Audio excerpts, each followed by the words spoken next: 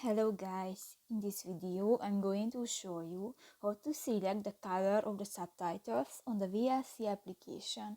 But first of all, I just want to mention, please don't forget to subscribe to our channel, because at 100,000 subscribers we are going to show you our YouTube revenue statistics and growth strategy, how to make money online.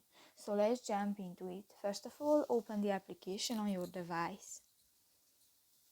Tap to the More button under the playlist option at the left side on the screen and go to the settings icon. Scroll down in the extra settings section. You can find the third option, the subtitles. And in the subtitles font style section, you can find the third option, the color.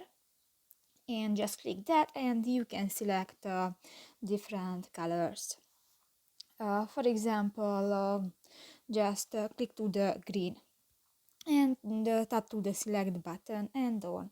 So that's pretty much it for this video, guys. See you in the next one. Bye bye.